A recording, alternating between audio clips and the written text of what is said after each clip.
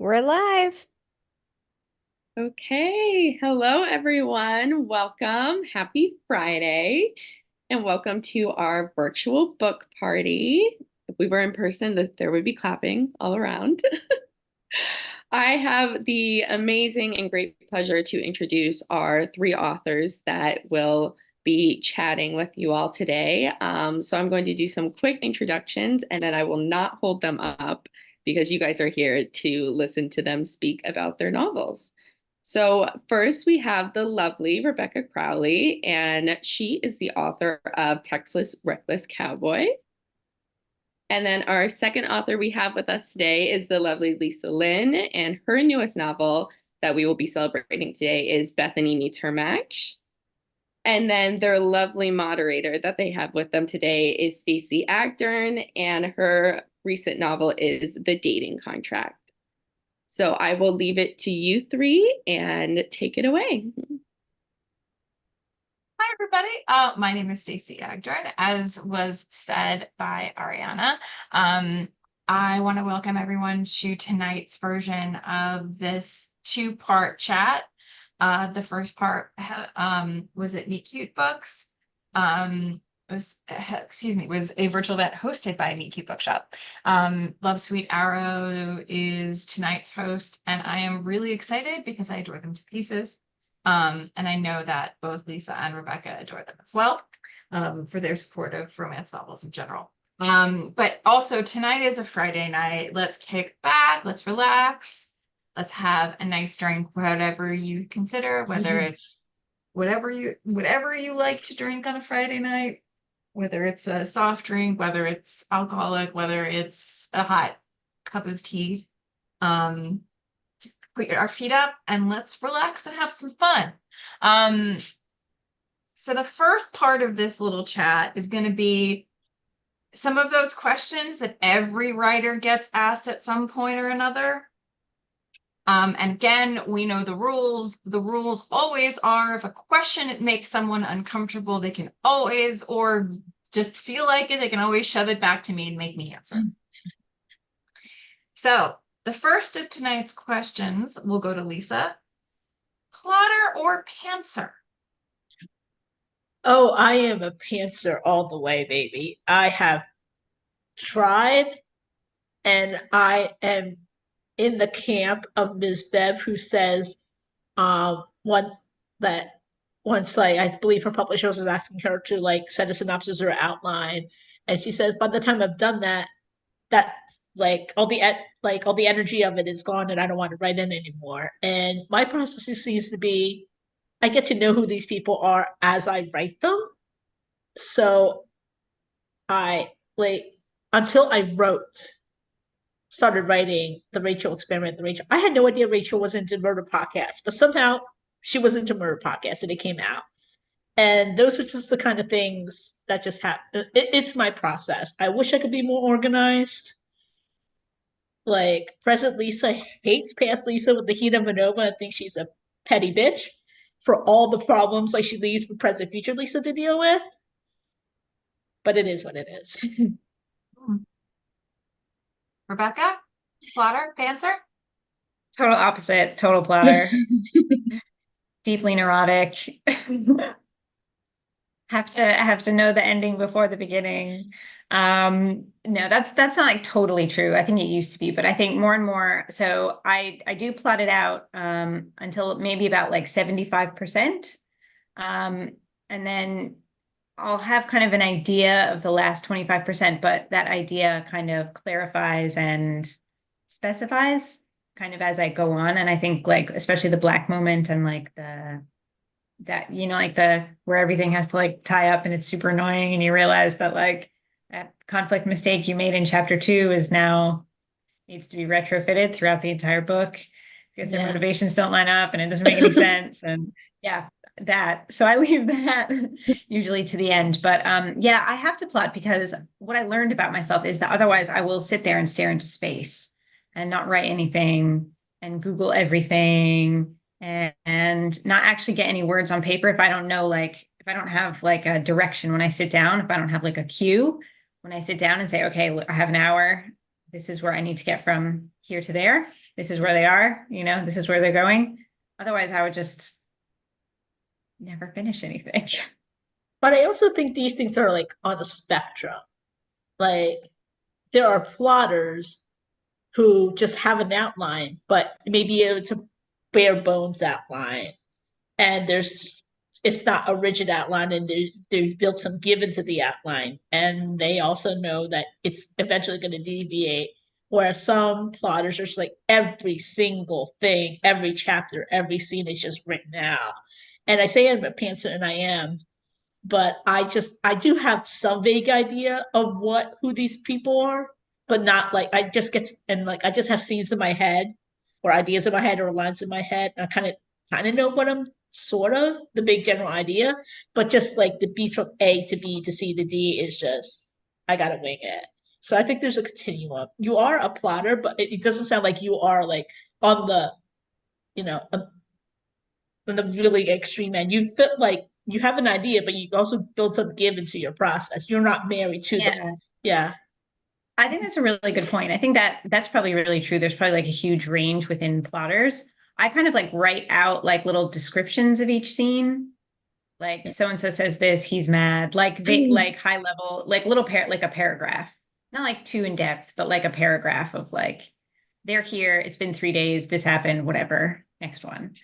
But I will say the one place I really struggle is things that are like beat sheets or those like you can get those like worksheets and it's like the peril and the something and turning point 1, turning point 2, those kinds of things. Like that kind of thing. I just cannot, it just like my brain just completely shuts down. That is a way, that is like a method of plotting that is like completely incompatible with my entire brain. It's just like, nope. Nope. It just went somewhere else the next day. That's all. That's it. Like, I think it goes back to what Nora said. There is no right or wrong way to do this. Whatever Like gets you to the end, it gets worse on the page and gets you to the end is the right way. And that actually brings me to my next question as a side note. As a hybrid Wait, Stacey, we're not ridiculous. letting you get away with this. You have to tell us now. yeah, I'm the ridiculous absolutely. hybrid Plotter weirdo that both of you can't are just, talking like- about. I'm the ridiculous hybrid who like if I actually write a synopsis down, I have to pretend it doesn't exist in order to write the book. And I have to write the book the same way. I have scenes in my head that I just write down randomly. And then up to a certain point, but I know where they go in the process. And as a result, and then I will fill in those missing spaces as I'm sort of writing. The only time I get anywhere close to an outline is literally when I am stuck. And it is literally the most bare bones thing on the planet. Like it's literally like going from the 2 points that I know and trying to fill in literally the things that will take you there. Like what gets you from, car to like to fight? Like what gets you to between those 2 points? And that is literally all I can outline, aside from my playlist, which usually counts as my outline. But another weird thing about my process, I don't have to write in any one direction. When you're talking about putting words on the page, I can be like, if I'm stuck here, I can go there and shine a flashlight 3/4 of the way through the book and say, okay, maybe that's what that is. But I'm not wedded to it until I get there organically. It's like it gives me an idea of what that looks like. It might not be the right idea, but it gets me a foothold in the territory of the story, right? So my question to you, do you have a specific way you have to write once you get started? Like, do you have to go from beginning to end? Can you go back around and forwards and sideways? Or do you have to go? Or do you go backwards? Like, what is it? How does that work?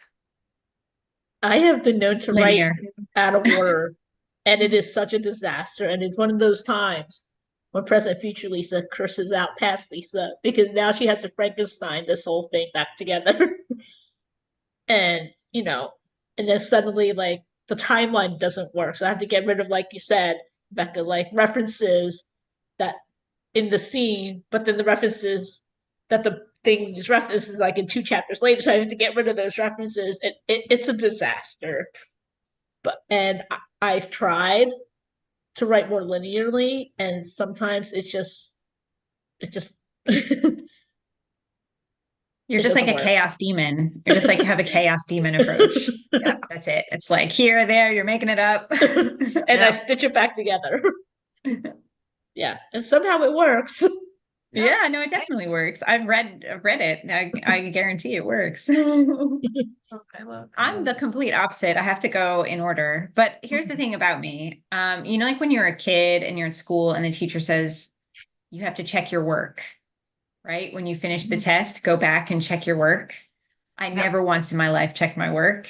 There's something about me that like I have this, and I actually see it in my own children now, which is like kind of scary. I have this sense of like once it's done, once I've done it, I'm like, no, it's correct, it's done, it's right. Like I'm not interested. And like I just like don't ever want to look at it.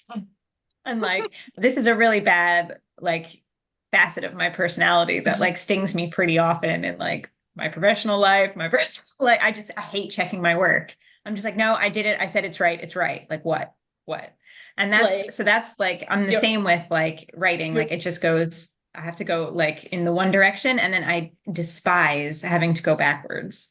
Like I'll do it, but if I realize that scene 3 chapters ago now doesn't work or hasn't fed into the current one in the right way, I'll go back and fix it, but like with loathing as I type.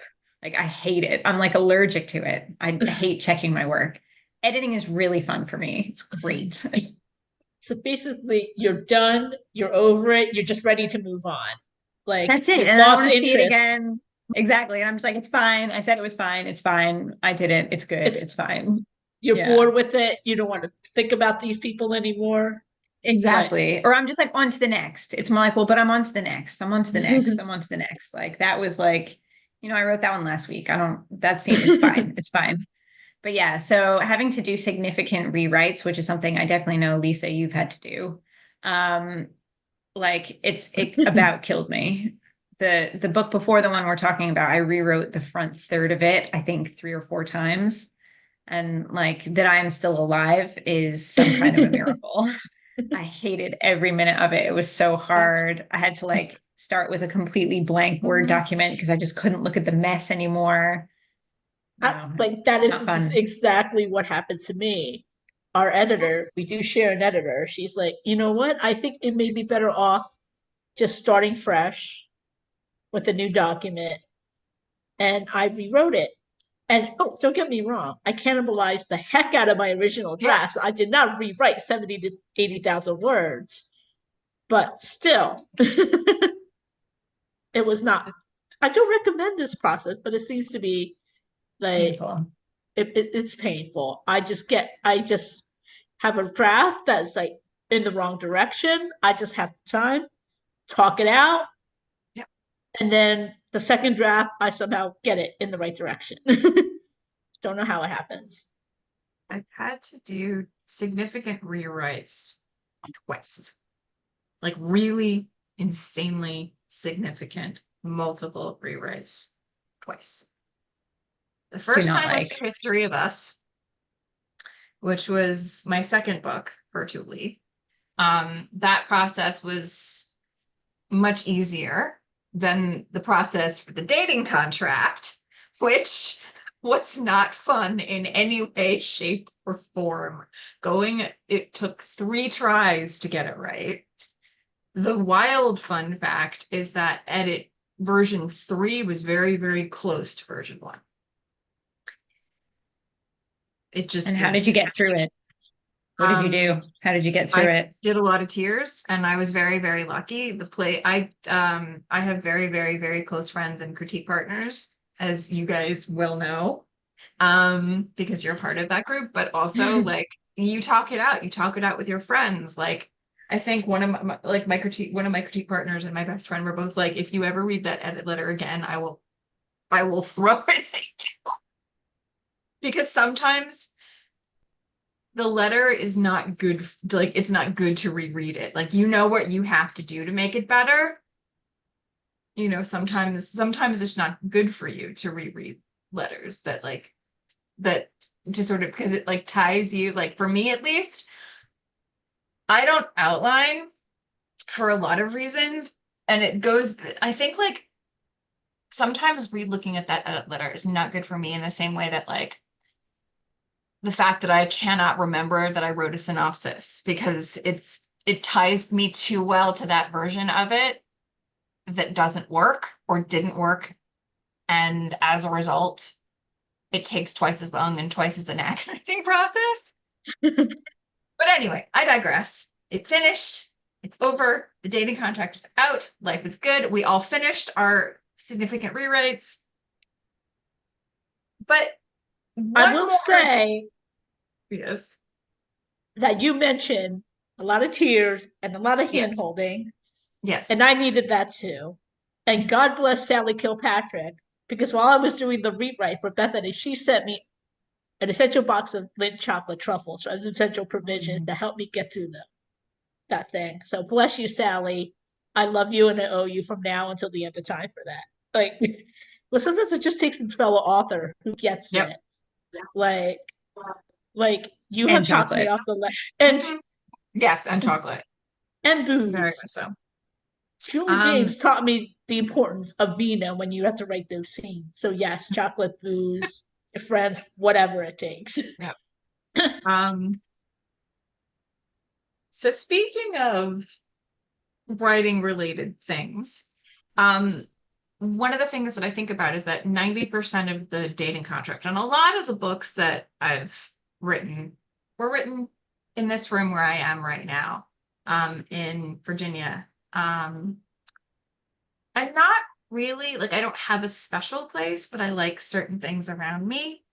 I like my playlist. I like maybe a lip gloss, a pen or two.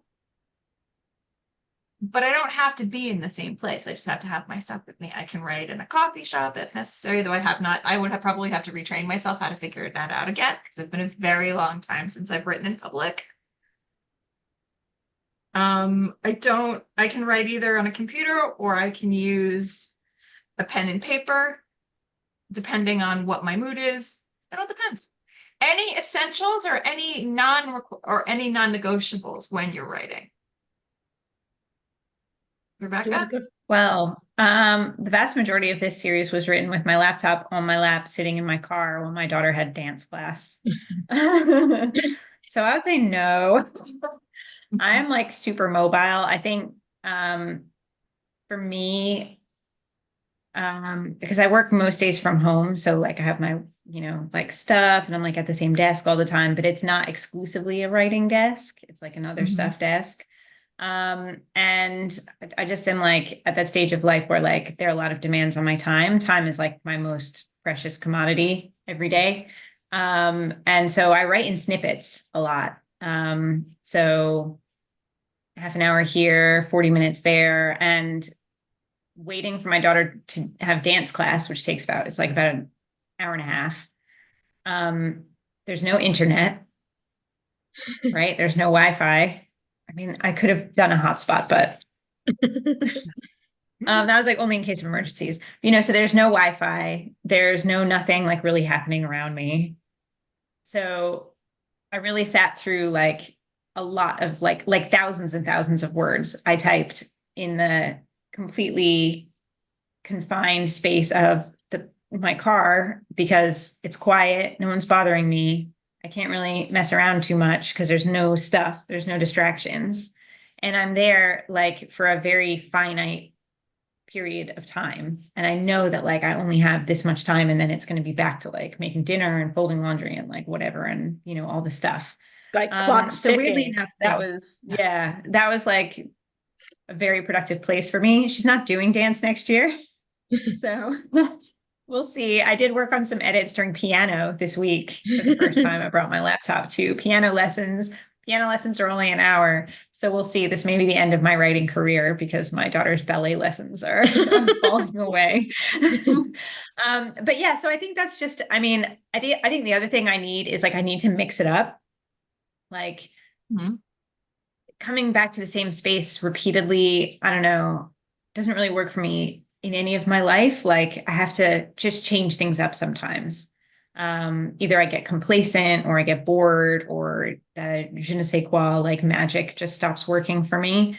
And so hopefully piano is the new one. But I do sometimes like the odd coffee shop, or I used to like to write at the gym or in the car, like here or there on the couch or up at the desk or on the bed. So I kind of I like to change it up. I think that's actually fresher for me.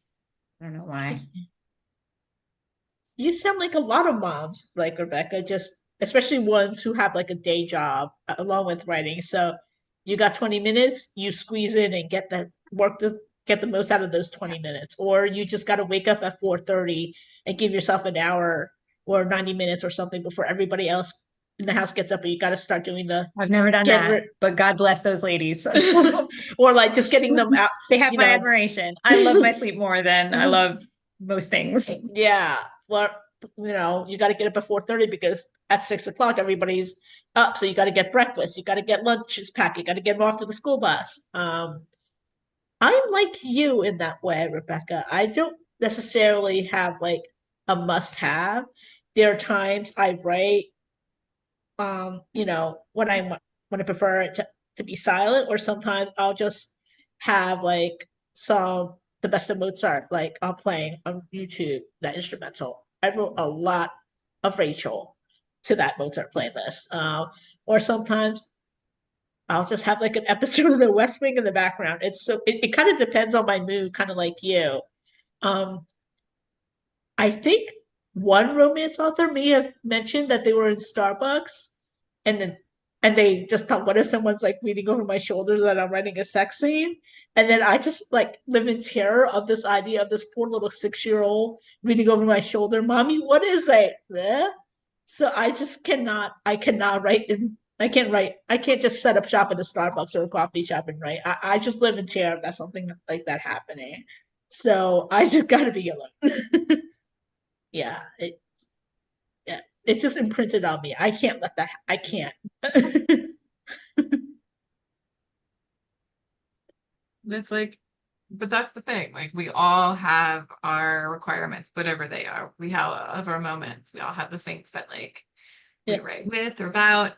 But here's the thing.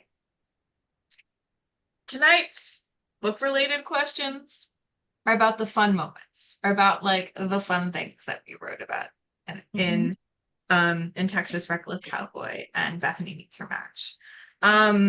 So Lisa, we'll start with you. Tell me Okay. about Guess Who. Why?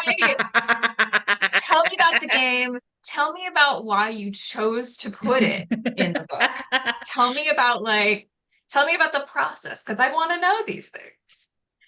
Well, on the suggestion of my editor, like suggested maybe like you need to take the pressure off yourself and just have some fun.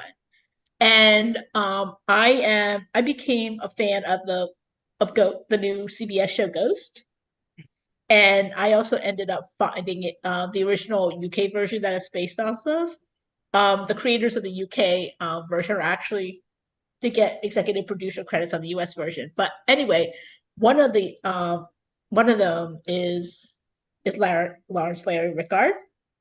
So I ended up found him on Twitter. And one day there was this tweet playing Guess Who with my son. His first question: is your person a coward? Now, for those who don't know, Guess Who is basically like it's a board game, and each of you picks like a card and your character, and the goal is to guess your opponent's character. And usually, the way the game works is your person wearing a hat? Are they a redhead? Do they have a mustache? And I just saw that tweet and I'm like, that's hilarious. That instead of doing that, his son goes, is your person a coward? Because that is so subjective, right? But then, like, if you see that tweet, you find the responses. Other people like only way to play it, right? And I just thought like it would just play so well in the book Mhm. because these two are just so freaking competitive. So Yeah. of course, they would take this game uber seriously. And so I just had fun with like, is your person an early? Like my first question was, is your person an obnoxious vegan? Like that was the first question I had one of them ask. And then it would be like, does your person have an Android or an iPhone? Dog or cat person? And I just thought I just had fun. I just had fun with it, and it was so ridiculous. But luckily, my editor went with it, and it seemed to work. It really is one of my favorite scenes in the book. I had so much fun with it. I love it. And the thing is, like, it's a great way to get to know the characters and like to showcase their competitive natures and like outside of all of the other things that they're doing, but also it was a moment it was a moment outside of school, outside of work, outside of all the other obligations that they have, and just kind of they were able to kind of let go. Yeah. Rebecca, in book one of the series, we see a lot of the ranch, and the ranch serves as a lot of the focus of the book. It's described fantastically well. You see the ranch hands, and the contrast between the ranch hands and the people working in the corporate offices where Josie had been, and you see those two areas in live contrast.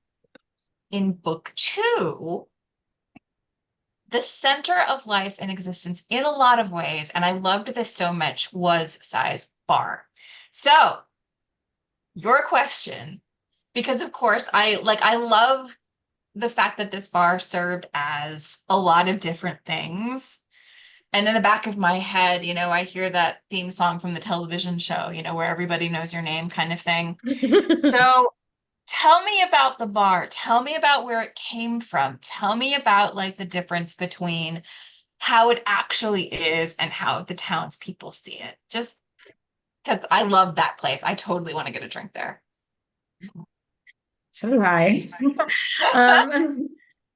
Yeah, so I think something unique about these books is they are kind of written within a universe that existed before I turned up. And our publisher Thule has a series, well, like loads and loads of series of books set in this fictional town in the Texas Hill Country called Last Stand, Texas. And so I was working with some constraints when it came to setting because the town is like already established through all these other really fabulous books that I really recommend checking out. Justine Davis in particular, really great. But anyway, so there are already loads and loads of books set in this town. And so when I kind of arrived to write a new family for the town, like I was given a map, I was given a Bible, like a series Bible, not like a Yeah. like just No, because not just like to get me through it. So there was a lot that was already in place and had already been explored, which was kind of an interesting exercise in creativity because, I think as writers, we really take for granted or enjoy, right? The whole point is you make stuff up and you control it and you move them around and then you put this here and then you can move it over there. I don't because I don't check my work, but in theory, you could move there after you're done. But this was not the case here. So I had to kind of work within what was there. And I really wanted the hero to be a bar owner because he was inspired by Al Swearingen from Deadwood, who was kind of like a wheeling, dealing bar owner at the surface, but who's really like a political animal underneath. So I really wanted him to own a bar. But Last Stand already has a bar and it already has an owner who's in one of Justine's books. And he's called like Shane High, I can't remember, it's High Water or High Tower. I think it's High Water. And there's like a whole series about him and his brothers and his sister. And he owns the Last Stand Saloon in the center of Last Stand, which is this like historic saloon where you can see bullet holes in it from, I don't know, some skirmish or something back in the day. So that already exists and is like heavily described in other books. So I couldn't put Sai there. And then there's like a whole map of the town. And I was like, well, there's not really much room for a competing bar. They have a whiskey distillery. They have a tequila thing. Like it's quite an alcoholic sort of a place. There's quite a lot of places to drink. And so I was like, okay, well, what am I going to, where am I going to put this guy? What am I going to do with him? So I decided that because he's an outsider, he's on the outskirts of the community anyway, I'll put his bar on the outskirts of the community. And he can then serve people who, like him, are on the periphery of this town that he sort of loves and hates. So that's why it's like kind of out in the country. I pictured as kind of like kind of like a sort of like a like ramshackle, like corrugated tin roof, you know, like neon lights, like big dirt parking lot with like no lines, you know, like kind of like a downbeat honky tonk, sticky floors, watery beer, best night of your life, you know. Yeah, so that's kind of how it came to be, because there was already, so I guess in that way it's kind of reflective of the character. There was like this establishment, and then I came in, right? And I had to place myself and my story somewhere. And it just made perfect sense to put him and his bar on the outskirts. I'm sorry, go ahead. And like you can absolutely see like not only like how the way that it functions, not only as like bar, but also as kind of a community center in a way. Like a lot of the events in the book happened in and around the bar that are unrelated, obviously, to the primary purpose. Like people gather there to talk politics. They gather there to like talk about kids who need, who need things. Like as you absolutely turned it into this community center for the people on the periphery of Last Stand, and I loved that so much. Like I think it brings this beautiful angle to the story that like I'm a sucker for, generally speaking. I'm a sucker for these places that kind of like walk off the page in a way.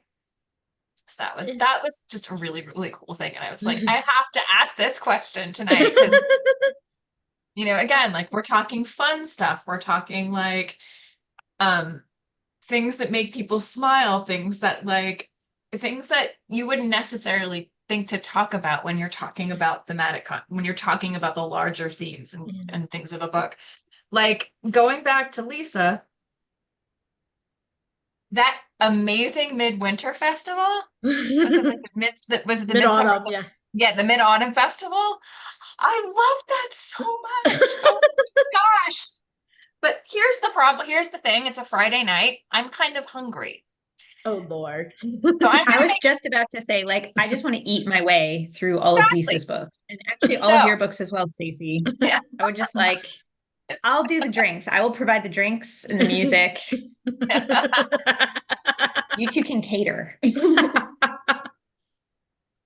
Love it. So Lisa, talk to me, which actually leads to the question. Okay. Take me through the festival. Tell me what you would have. Tell me what you would get. Well, you would get a ton of mooncakes, obviously. Yes. But real quick, I just want to go back to what you were talking about. Like, I just thought, Rebecca, I just thought it was so interesting how the fact that it was like how the fact that Sai's bar is on the outskirts is just because they were overlooked and underserved. And it was just kind of like, and how that translated to the political aspect, because when he goes to Georgia and say, these are open votes. Nobody's come talk to them. Nobody's listening to them. These are like low propensity voters. Like this is where your margin of victory is. I just thought it was such a perfect like metaphor. That like and it almost like represents like the two saloons, like the last saloon is coming to his bar, like, now we're listening to you. Okay, we're here. Okay. And the fact the receptionist she gets, oh my God, you're here, you're actually here to listen. Oh, well, can you help me with this? Like they're like they just want to be seen. They just want to be seen. They just want to be heard, right? Okay. So okay. Go back. Food. So you get a lot of mooncakes, and there are also variety. There are a lot of varieties. There's traditional, which is red bean paste. It sounds kind of weird, but it Oh actually no, is no, no, really no. delicious. Oh, Um, and then, but there's some that with like a little bit more savory with like a salted egg in the middle. I like the ones with, I don't like the one with the red bean paste. um, Um, yes. oh, And there's also, there's duck, there's like, some pomelos and some fruit, mm, like, um, there's you can have some and beans and taro and then crab and then lotus root. The vegetable, like the ones, I don't know, with the little holes in the middle, like a vegetable with the holes in the middle. And then there is, you know, pears, it, and speaking of liquor, you can mm. also have some rice wine and whatnot if you want, if you're so inclined. Um, but I have to admit, one of my favorite parts of Cecily was talking about all the food you eat Yeah. in the New Year. And I had many people like you first said, like that reading it made them hungry, and I'm just like hashtag sorry, not sorry. It's goals. Sorry, Like, not sorry. Like the lobster, the uh, noodles, and like, it's just it's it's yum. food. Food brings people Comfort. together. Who doesn't like food? Exactly. Like, Yeah, and the thing is, like, it's comfort food in a lot of ways. It's finding the yeah, things that like bring the sorts of food that brings joy. Now, yeah. Rebecca, I know in in the first book in the Star Sisters series, you had a moment where the girls sat down to dinner together. Talk to me about their comfort food. Talk to me about like that process and figuring out like what they would have together. So interesting. Slight spoiler. So the next book, which comes out June 27th, which is called Last Dance with the Texas Bull Rider, that is about Jessa, the one of the twins, the ex-ballerina, like super Mhm. uptight, Yes, yes, can yes. relate, twin. And I think it might be mentioned in the first book, but it definitely gets more into it in the third book, is that basically because they lost their mom very early, um, they really subsisted on like really easy, like kind of convenience food. Actually, I think Mhm. it's in Texas Reckless Cowboy as well. I think Georgia and Cy are talking about kind of, Yeah. um, living their childhoods out of like tins, basically, right? Like Yeah. tinned food Georgia and Mhm. took toast. over at like 7. Yeah. What do you expect the 7-year-old to be Yeah, able to do except peanut Exactly. butter Like what jelly could she? sandwiches Yeah. or cook up yeah, some exactly. ramen? Yeah. Yeah. So it kind of comes up there. So I think they have a little bit of a strained relationship with food, or like at least a kind of, I don't know, like a detached relationship with it. Hmm. But then in the third book, and I think it's mentioned like in one or both of the books previously, but Jessa basically like at some stage got interested in cooking and Yeah. like kind of learned to cook and like started feeding them. And in book 3, funnily enough, speaking of funny moments or the fun parts, she serves like a very ambitious, like 3 or 4 course meal to try and impress like their relatives, and doesn't go great. It doesn't go great. Oh. But it brings them all together because she's like devastated at the disaster, and the rest of them are like, we're gonna fix it. We're gonna fix your busted pie, and we're gonna fix this, and I'm gonna cover it up over here, and we're gonna like, I'm gonna pretend I love it. And like, so I Oh, think that's awesome.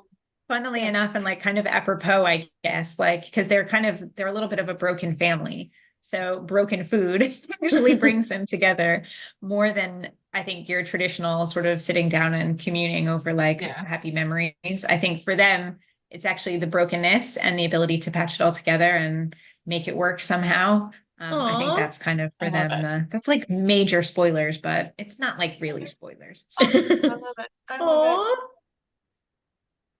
I love But it. anyway, Like, that's the next book is the food. And it's not even, it's like the disaster food. Oh, oh, but I feel like I should warn folks, like if you want to eat with my people, if you are kosher, really kosher observant, or if you're a Muslim, you may not be able to hang because we do love the pork. We do all hail the pig. So that might be an issue if you don't partake of the pig. There are in fact really yummy. There are in fact kosher Chinese restaurants. I know that. Yeah. Yeah. So But and like random like kosher places will serve like Chinese food or like sushi randomly. yeah. But like literally everything but the oint. We everything. But Oh, yum. just so you know. Yeah. That's awesome. So speaking of hanging with your people, Lisa, there was a really fun thing that happened. There one many fun things that happened in Bethany Meets Her Match, but one of them in particular kind of struck me. Again, it's a Friday night. We're talking about fun stuff, relaxing stuff, the weekend. Bethany spends a tourist day in New York City. There is the Statue of Liberty, the whole bit. Okay, as a New Yorker, can you confirm for me that freaking I Heart New York t-shirt is iconic? Can you confirm for me it's iconic, not tacky? It is iconic, yes. Thank you. You're welcome. So my question to you, Lisa. Yes. If you were given a touristy fun day in New York, what would it look like? Ooh, okay. So, well, I would want to go where I haven't been before. I have been to Ellis Island. I have been to the Statue of Liberty. A tourist. Yep. Okay, this is good. Okay. I'm tempted to say go to Katz Deli with that infamous scene from When Harry Met Sally. I don't know how good the food is there. I don't know. I have the last time I tried, literally, like the line was so ridiculously long. I have been there like years ago, but the line was like hours long, I think. Like I would get some nice cannolis from Little Italy. I would want to, hop over to Queens. And now I really want to spend more time in the other boroughs and get out of Manhattan, to be honest. Yeah. And like we talked about last time, New York is just full of all these little small communities, and I want to go back to the Met because I'm convinced you can go to the Met like 20 times and you see 20 different things. Like, I want to go back. Huge, like, and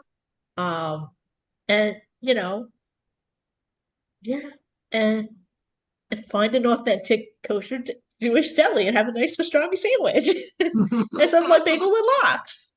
A bagel and cream cheese. I notice how much of my day is food oriented, and that is. But I mean, again, as we've been talking about food, comfort food, it's the delicacies, it's the things that make a city happy. And like, that whole section in Bethany about the tourist day wasn't just about seeing all the sights and things. It was getting everyone out of their comfort zone. It was allowing your characters to kind of enjoy themselves, continuing on the process that they began all the way back with Guess Who, right? Like that's what that was. And also the fact, like, I really did want to talk about the whole immigrant thing and the fact that he wants to be an immigrant and he's part of it. And that is why I had J.O. have the Schuyler Sisters and Hamilton reference. I have a Schuyler Sister t-shirt. But the one thing I will say that I will not do, I will avoid Times Square, like the plate that it is. I know every New Yorker just says, do not go anywhere near Times Square. It is a tourist trap. It is awful. I remember I was there and then I was meeting and me and Sosa and I were going out to lunch, and like we were fighting through the crowds, and we almost lost each other in the crowds. It was that bad. I'm like, just do not messy. Do not go near Times Square, people. There are so much better places to see and do in New York. That's all I'll say. Yeah. And I just want to visit every museum. I'm a museum person. So speaking of arcs and places in books, one of the interesting things, Rebecca, in Texas Reckless Cowboy is the sort of entertainment arc, you might say, is like when how Cy and Georgia are in the bar versus how they are in that very particular banquet. Not as entertainment, but as business. And like the way that they react around each other is kind of is just a really interesting sort of like, like she's there as his fake date, and then they get to the point where they're comfortable with each other in the bar that he owns. And I love that. I love that like he trusts her with his space. I love that like you go from that like very, very public sort of behavior, in a very confined kind of conversation to it is a whole place to very comfortable with each other by the time that they're at the bar together. Friday night for you, or a Saturday night for you. Let's move it over a day. Let's move it to Saturday night. You and your husband is going to do something fun. What are you going to do? Night out, comfort, fun. Oh, we're so boring. But it's like it's We're fun so for you is the boring. most important thing. Like even if it's like watching a movie on television, like or like one of the streaming services, like whatever it is. Because I think I definitely used to be fun. Like I was at one point very fun and like used to stay up late. Those days are gone. Yeah. No. So I think for us, like we do have 2 kids. So and we don't have like family nearby. So childcare, babysitters is like a whole thing. But we're kind of fine with that. Again, it's just like a period of life, like kind of where we are. So I think for us, like a Friday and a Saturday night look reasonably similar. Okay, Yeah. I'm gonna let you all in. This is actually a Friday night thing. I'm gonna let you in on like a dirty secret. Sorry to my husband. This is what you got when you married me. So for years, and I mean like years, because we've been together a really long time, I would say probably for at least 10 years, no longer, 12, 13, 14, really getting up there, many, many years. Our Friday night ritual. Okay, so when we were young, it was that we would go to the pub or to the bar and we would have too many drinks, and then we'd have like a Nando's or whatever, something, and we would sort of stumble home and we would watch The Bachelor and or The Bachelorette and or Love in Paradise or whatever. And that is like a Friday tradition that has just like followed us across 3 continents, like over a decade together. And it all started like, I want to say like probably 15 years ago. I was like in our flat in the UK in London when we were living there. And I was just doing the ironing on a Sunday. And I had like very dodgily downloaded like the current Bachelor season, Jake, the pilot. If you want to just like get the dates exactly correct. And it was like the first episode. And so he's like showering and he's like shirtlessly admiring like his pilot's uniform and all this stuff. And my husband was like, what is that? Like, what is this utter trash that you're watching? And I was like, oh, it's great. It's like The Bachelor, it's The Bachelorette. It's amazing. And he was like, yeah, whatever. This like looks like absolute trash. Like, let me sit and make fun of this absolute trash. Decade and a half later, he can't say no. Like watched it all. Bachelor, Bachelorette, Love in Paradise, Golden Bachelor. We also watched like there was this like brief spin-off that was called like Listen to Your Heart, where they like composed music and maybe fell in love. And I watched the preview. I saw like a commercial for it during the week when I was sober. And then I told him about it. And I was like, I think I finally found the Bachelor franchise that like we can't watch. Like it's just too ridiculous. We can't possibly watch that. And then that Friday night we were there, like had a few beers, we're watching Bachelor, Bachelorette, and the commercial came on for it. And we were both like, we have to watch this. This is going to be the best show ever of all time. Watch the whole thing. And like, this is a rain track, and it's going to be the best rain track ever, right? Yep. It's my Friday night. So tonight we will have a couple beers, watch The Bachelor. And because we're always like really tired and like a little tipsy on a Friday night, ask me any fact about any bachelor or bachelorette. I can't remember. I have no idea. I've watched like hundreds and hundreds and hundreds of hours of Bachelor and Bachelorette. I don't recognize these people. I can't really tell you about them. But like, do you guys like get into it? Like, I think this is a sign that they're gonna get the rose, but they're not gonna. This Heather's gonna get the rose, but not Samantha. Or like, Oh yeah, no, there's definitely some wagers. There's definitely some like we have like a little mini drinking game, which is like ambulance drink, like my future husband or wife is in this room, drink. Like we have like a whole like this is like a cornerstone of my marriage now, is like the Bachelor and Bachelor. oh, we had such a connection on our 1-on-1 date, or like, he's the one, or something like that, right? One of my personal favorites is cold enough to wear a hat, warm enough to not wear a shirt. When the guy's just in like a beanie, but he's not got a shirt on. It's my favorite. Ah, gotcha. I love it. I love Cold it. enough, but warm enough. I love But it. Like that. I feel like there's like a that's- whole universe though of The Oh, yeah. Bachelor, not under the episodes, but they're like podcasts where people like discuss and dissect the episodes. And I think there's like, It's a huge fandom and it's yeah, amazing. But more importantly, like I love the fact that it's like something that you two do together. Like whatever comes out of it, like the games, like the drink, like it's the ritual and what you do to spend time together. I think it's awesome. Period. End of story. Like Totally. middle-aged parents having a drinking game of The Bachelor. No, it's tradition. Come hang with It's, my house, guys. It's fun here. A lot Hey. going on. Tradition. Such tradition. It's the best though. Um, so like, is there anything that you guys want to say that we didn't talk about? Anything that you would like to make known, as it were? Because we are 10 minutes away from the end of the hour. well, I guess I can just talk about like, I guess some of the things that are inspired like the book, because we are in the throes of the third season of Bridgerton. Like, I read it Mhm. and I was like, I think Bethany is my version of Hyacinth Bridgerton. I really think she's my version of Hyacinth, the youngest sibling who scares the hell out of the whole family. And I was like, oh, this is my version of Hyacinth.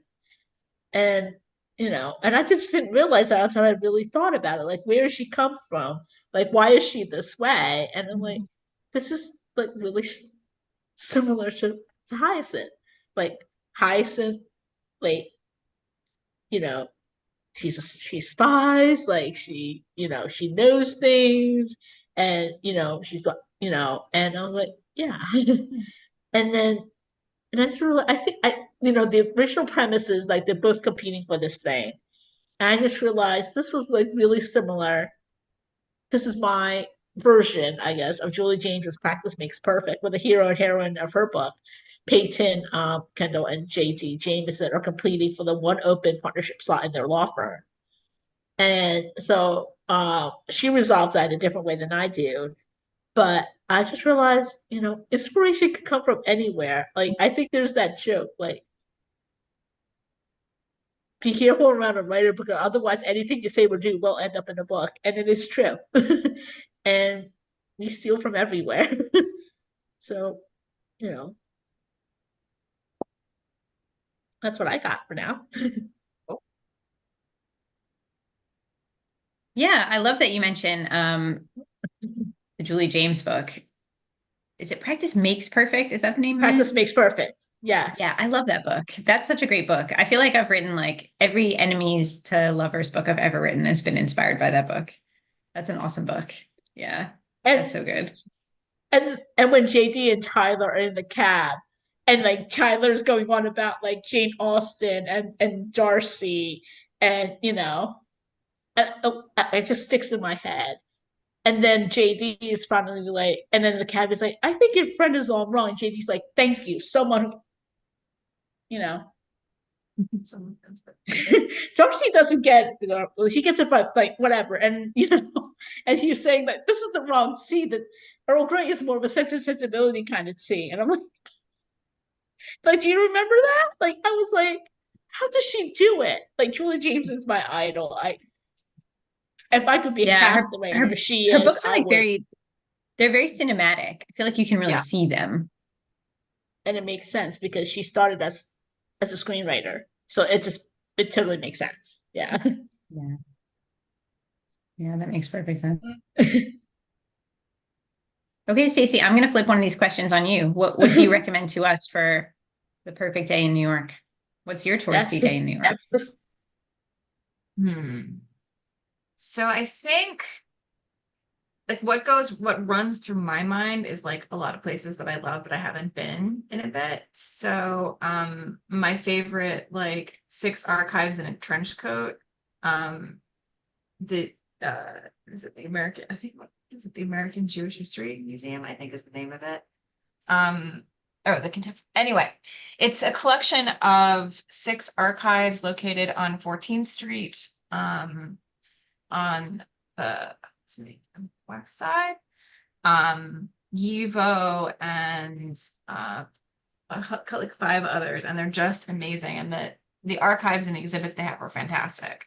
They had a comic exhibit this past year that I would have loved to have seen. I missed it because life happens. You get to get, but that's number 1. Number 2, a tour that tied You and Me Books and Sweet Pickle Books, both of which are within steps of each other, in the Lower East Side and in Chinatown. You and Me Books just returned to their original location, and Sweet Pickle Books has been at its location and has restocked their pickles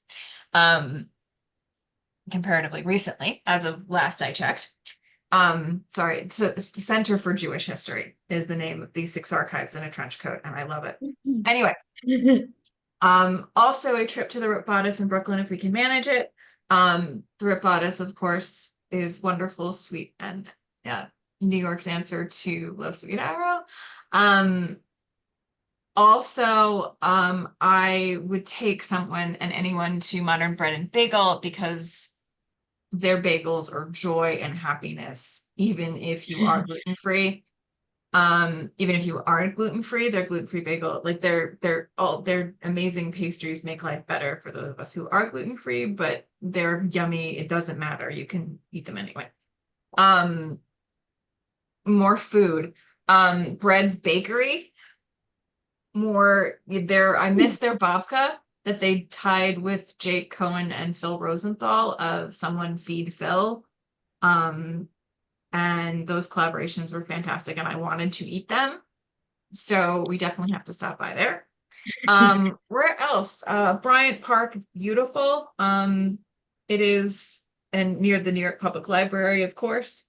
Where else? And then we'll see what the day takes us. I mean, perfect day would be then, for me in particular, either a concert or a Ranger game at Madison Square Garden, because I haven't done that. So I can hope. Can I ask you a question, Rebecca? Yeah, of course. What is one misconception people have about Texas that you would like to quash and have die forever? Oh, just one? Okay, so how can I talk about this without like leaping upon my soapbox? What I would say about Texas that people perhaps don't understand is that the reason we have wild, oppressive laws and headline grabbing policies is because that is the only way that certain people can stay in power. If they didn't suppress votes, if they didn't gerrymander us beyond self-recognition, if they allowed us to make choices about our futures and our lives, if they allowed us to make choices about our bodies, if they invested in public education, then they would lose power. Texas is very young. It's very non-white, and it's a lot more purple than it looks. Mhm. And if it weren't for oppressive structures designed to maintain power, then the electoral college map would be very different. We're gonna get there. And We're I gonna think, do it. and I I'm think very- people don't understand, especially So I like non-Americans. really went there on that. Sorry. Hey, hey. Speak it. I think I remember. I think I should have been like, oh, the tacos like don't have as much cheese. But No, no. I like. I just. anyway, I that's also like think. that's what. Yeah, I think Fine. people look at Texas and they look at the headlines and they think that it's like it is No. that, and it's not that, and there's a reason why it looks like that. Like I was talking to an author friend of mine. She's a Black author, and she's like, there is no way that the South is as ruby red as it is without all those things you're talking about. Yep. When it is 30, 40%, 50% like black. No way. It's the South is that ruby red. And I also Right. think people don't understand how freaking big Texas is. Like there is that saying, the sun is risen, the sun is set, and I am still in Texas yet. Like I remember Deanna Rayborn was saying she once drove 12 hours and she had not left the state of Texas. Yeah, I once drove 8 hours, and like because I'm in Houston, which is like a little like it's not as far east as you can get in Texas. Mhm. I'm like 2 hours from the eastern border. We drove from Midland to Lubbock, which is about 8 hours. Still in Texas. Woke up the next morning, had to keep driving out of Texas. Still in Texas. Mhm. Like Yeah, it's huge. My I saw this. Yeah, sister-in-law. I saw this Instagram like from this guy from England, and she's like, "Look, UKers, like you got to bear with me. Okay, London to Paris is 2 hours, 2.5 hours. Texas to Texas, 5 hours. You're still in Texas. It's huge. It's massive." No, great. my sister-in-law's parents recently moved to California, but before they did, they were living in the Dallas area. They'd lived there like forever. Like that, my sister-in-law grew up in Dallas. Like my sister-in-law and her younger brother, they both grew up in Dallas. Like, um, and they had talked about the voter registration drives that they were doing, and it was fantastic. Like the stories they would tell of like the people like online to register to vote, and it was just beautiful. Like that efforts like that exist, first of all, and second of all, that there are more people doing such things that people would expect. And like you hear like about these pockets of blue activism, and it's consistent and it's wonderful to hear. So and and this is why, like, I know Bree, who and Courtney Milan and Donna and the folks who run the Romancing the Vote. This is why they keep jumping up and screaming, "Don't write off the South." There are people there like doing the work. Mhm. Don't get right off the South. And there are people that, and then you're cutting off people who are vulnerable, like LGBT minority folks. Don't write them off. And okay, this is just stupid and petty, but we all bring something to the table. Come on. For fried chicken alone, you got to give it to the South. Like just for fried chicken alone, they're bringing something to the table, right? So we can't write them off. Just get your shit together. Like, I mean, we have a lot of oil also, if you'd like some. yeah. But like that's why, and I think that's why they get frustrated when people who are like in deep blue pockets just like right off the South with those attitudes like you talk about, like they're just backwards. They're not, and you're trying to explain that's not who we that's not it. That's not how it really is here. You have to understand what's been happening, how we got to this place. It's not all just, you know, but Yeah. but Stacey, is there something else you want to tell? Like, didn't you say you wanted to plug in upcoming books? Yes. So actually, I got some really cool news over the past couple weeks. Anybody who's following my social media feeds might have seen, whether it's Instagram or on X, and in a couple Facebook groups, I have a new book coming out. My book 3 in the in the Last Girl Standing series comes out December 6th. It is called The Dreidel Disaster. And I suspect that my heroine might want to do have some conversations with Georgia, in terms of politics and small towns, across the country. The hero is a returnee from Love and Latkes, so it'll be fun and wild, and it's just a great book, and I'm excited to launch further. Cover has not been revealed yet, but the title was revealed by the Pocketful, which is a great designer, which is a great small design company. So Yay. And I am so excited for your next book, Rebecca. Like, I want to know what is going on with those two twins. Like, why are they this way? Yeah, so the next one, Last Dance with the Texas Bull Rider, is out June 27th. So available for pre-order now.